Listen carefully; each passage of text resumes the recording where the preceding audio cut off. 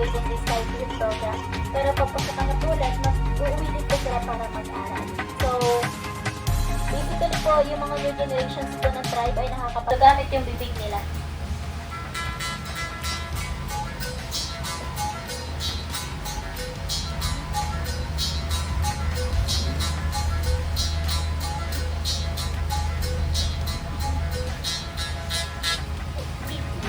Ayan sila po ay naglalagay ng laso.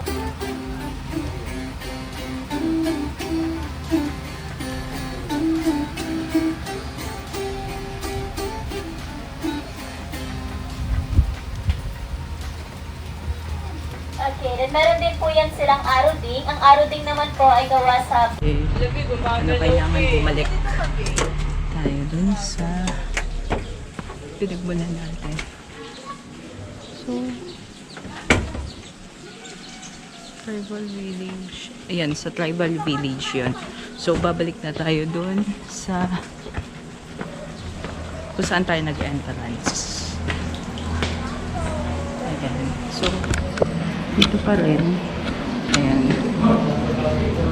Ang ganda. So, may ano namang guide na exit.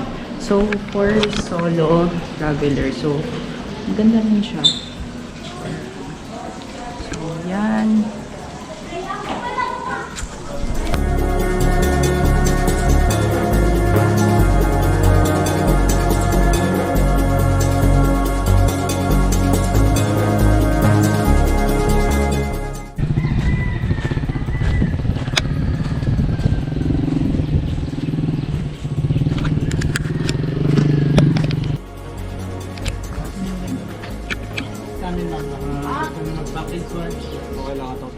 Yulo ko sir.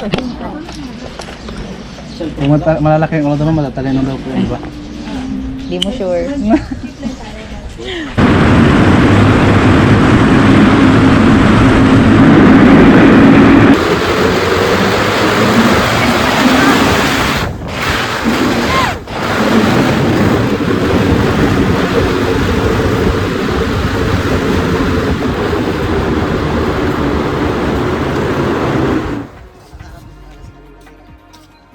Ma'am, hawak po kayo sa tali na block. Sa unahan pa po. Ha? Yan. Ma'am, sa unang baba nyo dito, ma'am, wag nyo pong bibitawan yung tali na hawak ninyo ha. Yung... Tali po. Yung kulay black na yan, ma'am, wag nyo pong bibitawan. sige. Okay? La kuya! Ready? 1, 2, 3, go!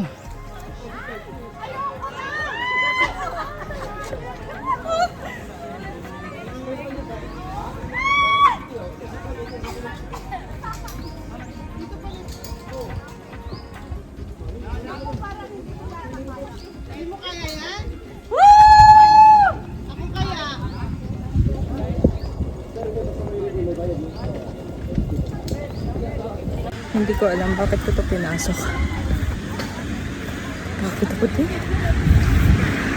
Sa susunod na chill-chill na lang.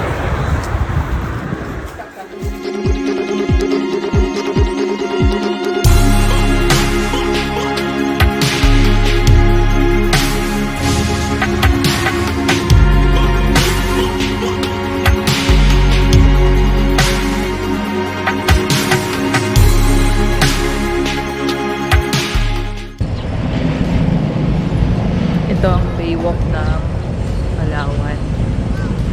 So, nandito ko ngayon sa Puerto Princesa. Wala siyang kaibahan sa Maynila.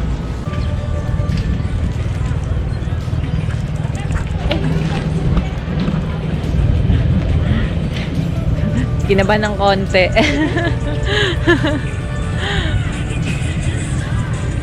Na si Sir Alfred. Yarn. O, diba?